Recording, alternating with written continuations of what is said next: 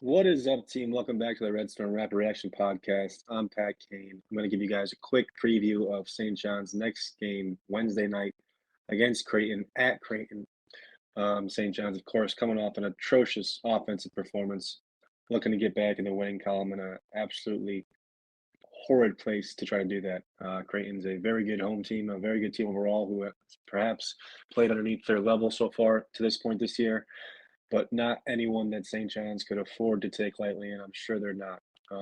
Matter of fact, probably hoping Creighton's taking St. John's lightly, if you're a St. John's fan. Last 5 games, Creighton is 3-2.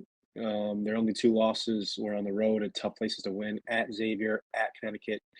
Their only other loss was on the road as well. So 5-3 in the Big East, 3 losses, all come on the road. St. John's will look to be the first team to beat Creighton on their home court in Big East play.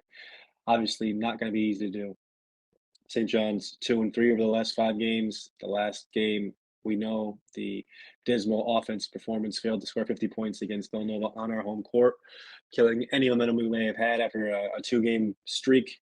And now we look to get one back on the road in a place that we have really never played well at. Going back for as long as Creighton's been in the Big East, I think we've only beat them 1 time on their court. We've got blown out our fair share. I do remember one close loss, Chuck Sampson's season. Other than that, we've been hopeful to be in it late, and it hasn't been the case more often than not. Look at what they do really well this year, Creighton. Well, defensively, Creighton is a stout defensive team this year. And generally speaking, you think of Creighton, you think of offensive firepower, shooters on the wing, high-powered offense. This year, they have the best defense in the Big East through this opening 8-game stretch. They are holding the teams to the least amount of points. They are holding teams to the lowest field goal percentage.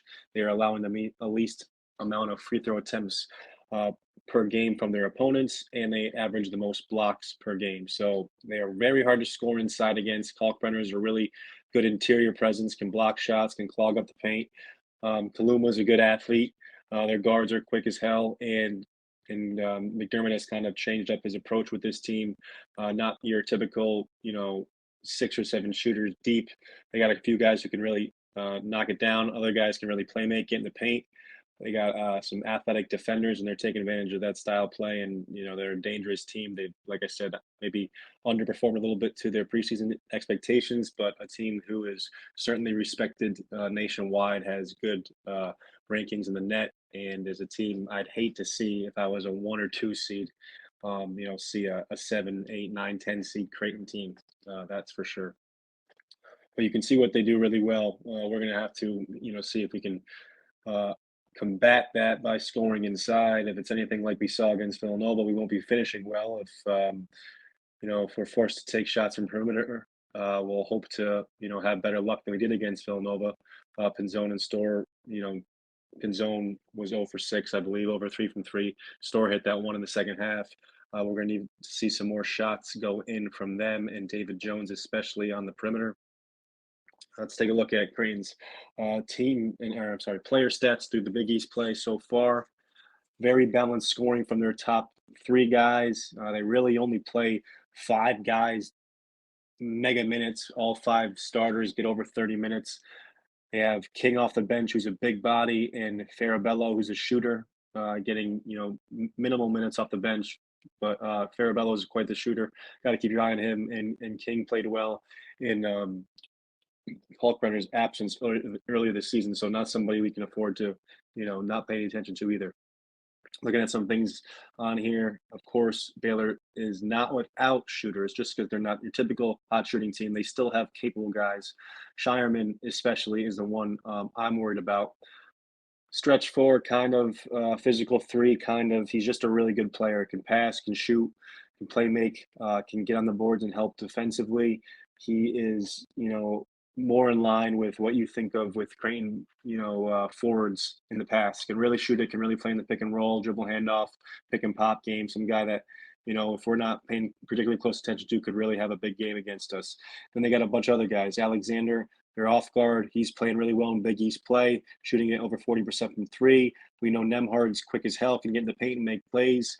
He's capable of shooting it very well from the perimeter as well. Averages 4.6 assists, 4.4 rebounds. an all-around really good player. And then you have Kaluma and Kalkbrenner, two guys who are as good as any forward big tandem in the Big East. Kalkbrenner, 7-footer, can finish inside, can guard, can block shots, shooting 71% from the free throw line, so not a liability there, and shooting 70% from two, so not a liability there either, unless you're trying to guard him. Kaluma, an athletic forward, can get to the paint and finish, can play inside, outside, really good rebounder, defender. Another guy you got to keep your eye on. Really, all five of those guys can hurt you. It's going to take a concerted effort to play good team defense, not just focus on the ball, be in the right spots on the help, box people out, and, take 40 minutes of defensive alertness and attentiveness to take down a Creighton team on their road. And that's not necessarily what we didn't see against Villanova. We're just going to need to pair more of that with hopefully some made baskets and some offensive approach that will get us good looks. We don't have to get into that because we all know that's true. We're just talking about Creighton right now. But speaking of Creighton, these would be the 3 points that I would say would be most important for us to have a good game against Creighton. Number one, open up the paint. Creighton is 2-6 when teams have effective field goal percentages of over 50%. So only 8 times this year have teams shot effective field goal percentages over 50% against Creighton. They're 2-6 in those games. They are a very stout interior defensive team, like I said earlier. So we're gonna have to figure out a way to either exploit them packing the paint by getting some open looks for Storp and zone, maybe Wusu and Jones, hitting some threes, converting them more than we're used to, getting some better looks for our guys who are capable three-point shooters, and hopefully open it up for some cutting lanes, some post-up looks, maybe some offensive putbacks or some pick-and-roll finishes for our bigs.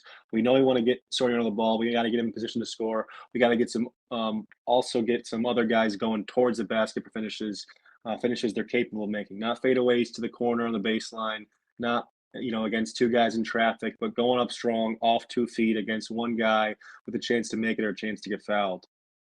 Number 2, don't be shy with Shireman. All right, you like that? Shireman is a much better, different player for them when they're winning than when they're losing. He's shooting 46% from 3, 50% from 2, or I'm sorry, 50% overall in wins, only shooting 33% from 3 and 41% overall in losses.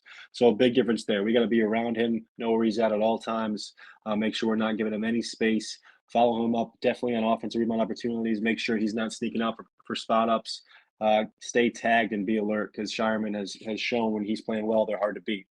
And 3, Jones in for a win. Okay, David Jones, where are you, my man? We need you to pick back up, play some solid basketball, get back towards what you were in the beginning part of the year, what you were last year for DePaul. This little slump you're in, this doghouse you're in, it's hurting our chances. Obviously, that goes without saying. We're an offensively challenged team. You're one of the more capable guys we have as an offensive player. You got to buy in. You got to give 100% effort. You got to take good shots. Got to be willing to put in that hard work, sacrifice, and I'm sure you are. And if you do that, we'll be a much better team for it. In wins this year for us, you're scoring 14.2 points a game, and losses only 9.6. So a big difference there. But guys, that's just about it. Some quick stuff, some stuff they do well, some stuff we got to focus on, some stuff they've done to date. Wednesday night, I think I'm going to go live for the game right on YouTube for a live chat. Hopefully you guys join me. Hopefully I'm feeling a little better by that time. But until next time, this has been Dwight Hardy for the Red Storm Rap Reaction Podcast. I'm Pat Kane. Peace.